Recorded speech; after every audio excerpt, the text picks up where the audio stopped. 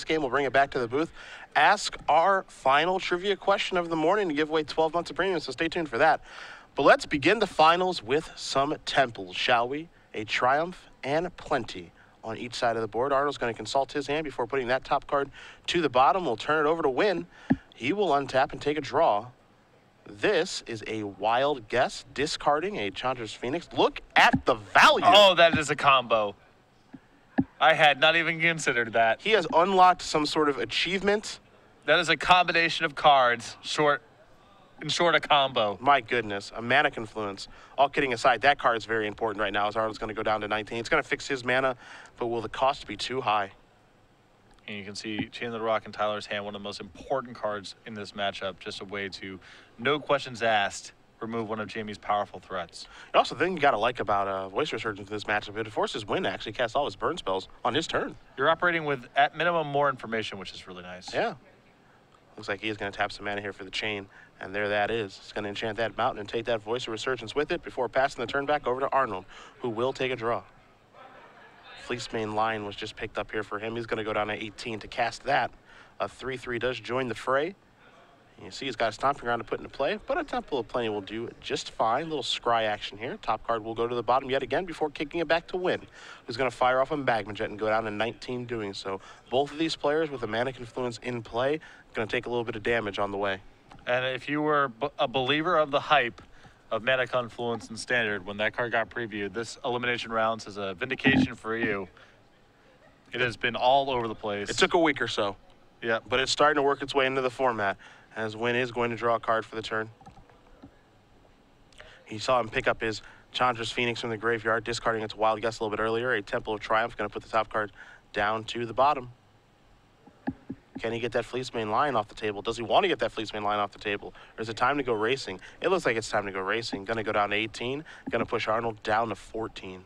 Yeah, getting Jamie down to 14 here. You know, there's no real life gain in his deck game one. And you have War Leader's Helix in hand. I think you just have to go on the offensive here, try to close out the game fast. Arnold going to take 2. He's going to go down to 12. An attack for 3 is going to put Winn down. Well, maybe it's more. Oh, no. Oh, my goodness. Oh, goodness. Oh, boy. That's going to... I said 3? I meant 14. Sorry, we got confused. That's my fault. That's just bad commentary. That's 14 damage. That'll change some things. Well, maybe time for Tyler to shift gears here and use a removal spell on this Fleecemane Lion. Perhaps. Perhaps things have changed a little bit. He's going to play a Mana Confluence. What is this? This is a Warrior Series. Yeah, get that thing out of here, says Winn. No more of this nonsense. He's going to gain 4 life. Actually 3 when you count the Mana Confluence. Up to 7. Across for 2 we go. I'm sure that he would have been thrilled to use that War Leader's Helix on Jamie, but the game has changed. Life total's 9-7 in favor of Arnold right now. As Arnold does pick up a copy of Fleecemane Lion. Looks like he's going to cast that. Voice Resurgence as well. He's going to go down to 8. 8 is a little bit dangerous here. See if this is going to come back to hurt him. An attack for 2 would put him down to 6. And then 2 3-mana spells will get the job done. Here we go. Down to 6. This is a Searing Blood. That'll put you down to 3. That's a Skull Crack. Tyler Winn has done it again. He is up a game here in the finals. Is it necessary to cast that Voice of Resurgence? That's the question. I don't know. It's tough just because you're not going to beat a really good hand in that spot anyway. If you're Jamie, you're probably only winning against someone who's flooding out a little bit or maybe has a weird hand or has Chain the Rocks as their only form of interaction. It looks bad, but I think Jamie, the 1 point of damage, I think it's hard to imagine spots where he's winning now because the 1 point of damage only matters if Tyler's hand's really good. Sure. In that case, you're probably losing anyway by only playing your 1 creature. Sure. Trivia time, my friends. He's got the rules. I've got the year-long question. Tweet, he's going to ask you a trivia question. Tweet your answer at SCG Live, hashtag SCG Premium. Of the correct responses, 1 will be selected at random for a full year of Star City Games Premium. This is about accuracy and not speed, so don't worry about submitting first, just correctly. And please keep in mind that this contest is run at the sole discretion of Star City Games. Twitch TV is in no way affiliated with this giveaway. Next weekend, Open Series, it's off. We get a weekend off. We do. That is a delight. That never happens. I'm going to enjoy that weekend off. There's Pro Tour taking place in Atlanta, Pro Tour joining Knicks. There's also a sweet program that Star City Games is running all across the country. Name that program that you guys can play in all weekend long next weekend, hosted by Star City Games. And if you can, hashtag SCG Premium, and make sure you're following at SCG Live. One of the all-time great organized play programs. I'm a big fan. There's even a chance I may do Battle next weekend. It is very popular and kind of the first major tournament that I cut my teeth on when I was coming up. So it's great to see Star City Games kind of bringing this thing back. Yeah, should be fun. Again, hashtag SCG Premium for your answer. We're going to head back to the match. Take a look at the sideboards right now. Tyler Winn does win game number 1. Jamie Arnold with some nice options in his board. 3 Keening Apparition, 3 Unflinching Courage, 2 Giant Go, 3 Domirad, 8 Glare of Heresy, 3 Museum Mortars. I know you like those Courages. Yeah, the question to me is, does Jamie bring in Museum Mortars because of the threat of Satyr Fire Dancer on the other side of the table? Does he need more removal spells? Because Fire Dancer out of Tyler's sideboard has the opportunity to really run wild, but I do think he wants the Unflinching Courage. Even though Chain of the Rocks is a card and you got to be worried about getting hit with instant speed removal, you've really only got to connect one time with a creature with Unflinching Courage for that card to be worth its weight. So I anticipate that coming in. The Keening Apparitions to fight over Chain of the Rocks as well and just give him another cheap threat. I think you'll see that come in too. Other side of things, 4 Fire Drinker Satyr, 2 Chain of the Rocks, the Dictate, the 4 Fire Dancers, the 2 Wear Tears, the 2 Active Treasons. You got to love the Fire Dancers here. Is there any way you bring in Dictate? Does that do anything? I don't think so. I think the removal spells are so good, and the creatures are also pretty good as well. The Fire Dancer, as we've mentioned a bunch of times, has the possibility of running wild over Jamie's board. Chandra's Phoenix is very good as well, as we saw in that other game. And every burn spell can be used as a removal spell as well. So in that world, it's really hard for me to imagine that he's able to find room for one Dictate. Dictate has been an interesting card over the course this weekend. We all saw the CVM blowout that Philip Fortner put on him, but I wonder exactly how good that card is. It's a very unique card. It seems like a great one-of. I know Fortner had 2 of them in his main deck and caught CVM off guard in round number 2 yesterday, but it seems like it's kind of working its way in here. I'm not sure if it's, got the Notion Thief syndrome of just being, man, I want to get you, or if it's actually pretty good, because it turns out Notion Thief is a, kind of a card where, your opponent wants to get you, but it also has applications as well. It seems like maybe Dictate falls in that camp. I feel one copy of Dictate has a lot of upside in any sort of slow matchup. You don't want to draw a bunch of them, of course, and sometimes you don't even really want to draw the first one, but it is very good in certain spots, as we've seen. So I think one copy in the sideboard sounds right to me. Both players going to take a look here. Jamie Arnold will be on the play. Not sure if he loves his hand or not, but it looks like he is going to keep it. Tyler Winn's going to do the same. A Stomping Ground untapped is going to lead things off. Down to 18 goes Arnold. See what 1-drop he's got to play. Looks like it's a Dried Billiton. Before passing the turn back over to Winn, he'll take a draw. It's a Sacred Foundry tapped as Arnold's going to draw a card. In for 2 we go. Winn's going to go down to 18. Tie game here. What's the second land? I was expecting Jamie to possibly try to sideboard out all of his small creatures that can be tagged with Searing Blood, but at least on the play, he's kept in Dried Militant. Well, a card that cannot be tagged by Searing Blood is Fleecemane Lion. And that one's a doozy here. 3 toughness is pretty important. That's a Searing Blood. You're going to tag that Dried Militant, and that's exactly why. Yep, it is. I mean, he did get in for a couple points of damage here. It wasn't no value, but the risk of getting hit with that card is pretty substantial, and it came back to haunt Jamie that turn at least. Unflinching Courage, the draw there for Arnold. But the third land does not come into play untapped. It's going to be a Temple of Avan, and that top card's going to go down to the bottom. Going to play a Fleecemane Lion and pass the turn back. He just is trying to slide that Courage on something. Going to pass the turn back. Will Win after playing Sacred Foundry tapped.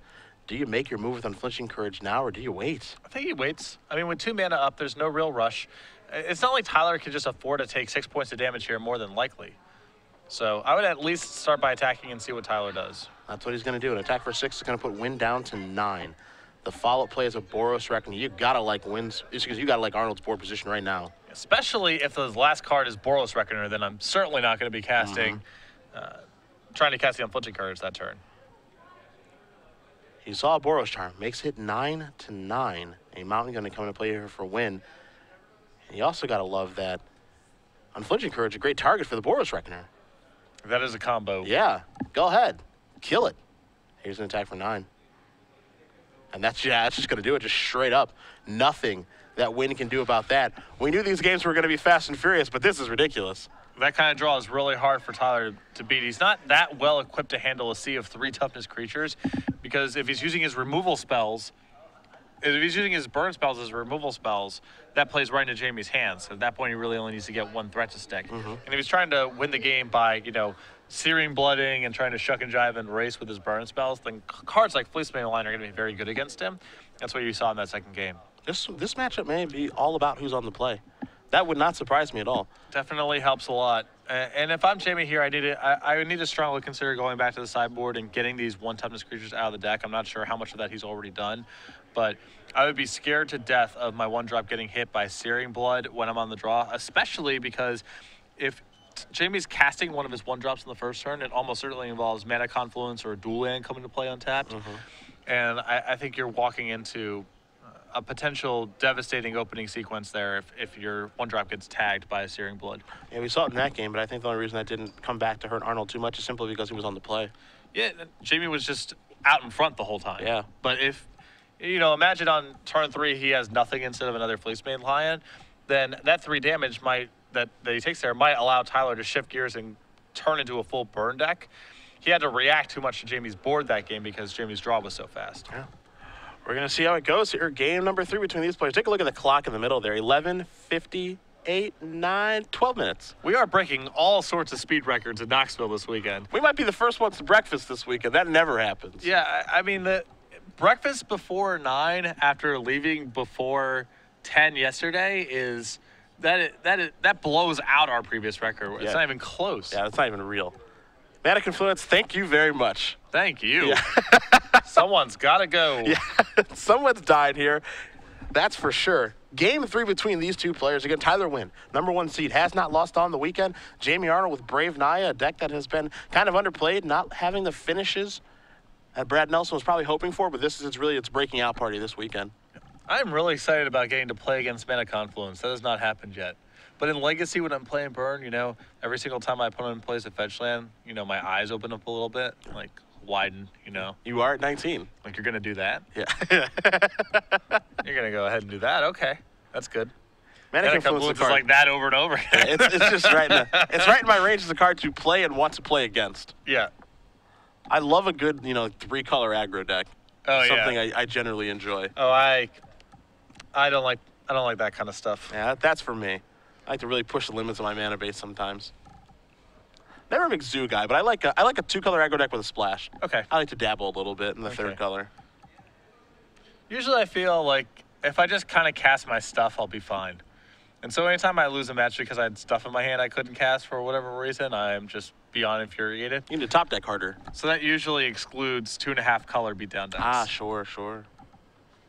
It sounds like why do I have a Reaper of the Wilds in my hand? I can't cast it, and even if I could, it wouldn't be very good. Sounds like I have that feeling somebody isn't very good at building a mana base. That is true. That's what it sounds like to me. I am not very good at building mana bases. That is a fair critique. You got to crunch their numbers, my friend.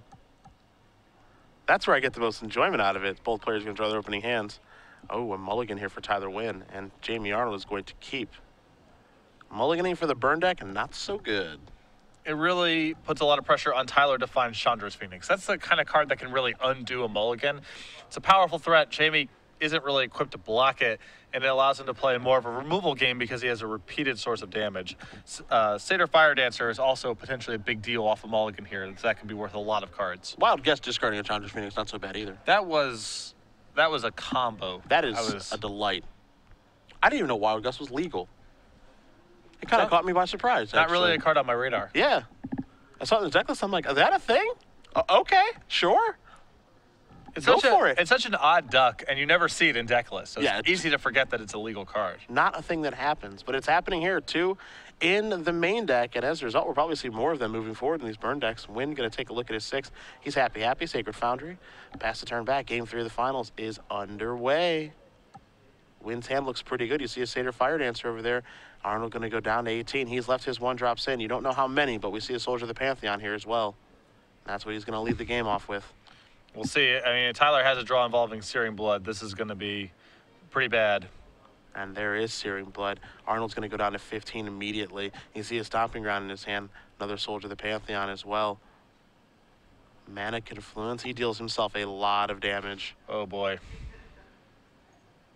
There's a Soldier and a Dryad Militant passing the turn back. So he's definitely left the 1s in here as he's at 14. Winn draws a card. Going to play a Satyr Fire Dancer into a Temple of Triumph. The Scry is going to put the top card to the bottom. Does Arnold have a card like Unflinching Courage this turn as he draws a Sacred Foundry? Going to attack for 4, put Winn down to 16. The follow-up is just a Sacred Foundry tapped and passing the turn back. Things are going to get scary now. For sure. You know, even if he had Unflinching Courage, how good would it even be in the face of the Satyr Fire Dancer? Not the best. As Winn's going to play a Mutavault, pass the turn back. You see his hand. He's got a Boros Charm, a War Leader's Helix, and a Skullcrack. And he's feeling so good about himself, he's going to attack for 1 with the Fire Dancer. Arnold going to go down to 13. Tyler's hand is completely loaded, and this is going to be a great demonstration of what Satyr Fire Dancer is capable of doing here. It's time to attack. Winn says, that's fine. I will go down to 12. Follow-up is a Loxodon Smiter. Honest Abe. Yeah. Loxodon Smiter. Just a big dummy with a hammer. Yeah. Winn is probably going to have some end-of-turn effects here. Hey, who wants to attack or block? I'm pretty good. I'll play. You like discard and counter spells? Well, sorry. pretty good against those two. I'm going to consult the hand here. 4, 8, 9, 10, 11 points of damage in his hand. This feels like fairly easy sequencing to me. I think that you just start this off by War Leader's Helix. It's the most expensive spell in your hand. You get to kill the Smiter, and it gives you maximum flexibility going forward. And it looks like Tyler's drawing the same conclusion. Yeah, he says, all right, I'm going to take care of that. I'm going to get my 4 life. You're going to take 4. You're going to go down to 9. And the big thing here is, does he remember the Soldier of the Pantheon trigger? Because that life gain actually matters, and I don't think he did. No, maybe that was what was giving Tyler some pause there. Yeah. But another copy of Satyr Fire Dancer drawn. That's going to come into play. Things are going to get real ugly now. Boros Charm, we're going upstairs. Both your creatures are dead. It looks like Arnold's going to miss the trigger on that one as well. He's going to go down to 4. It's easy to forget those soldier triggers as Arnold's going to draw a card for the turn.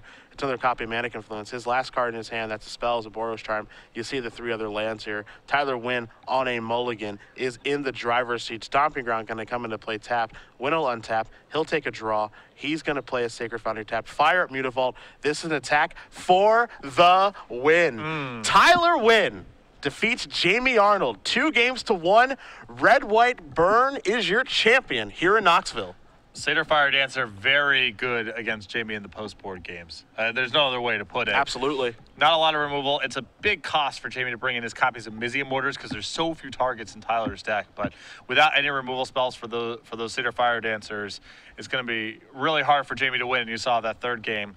Even with Tyler mulliganing, those Fire Dancers did a ton of work.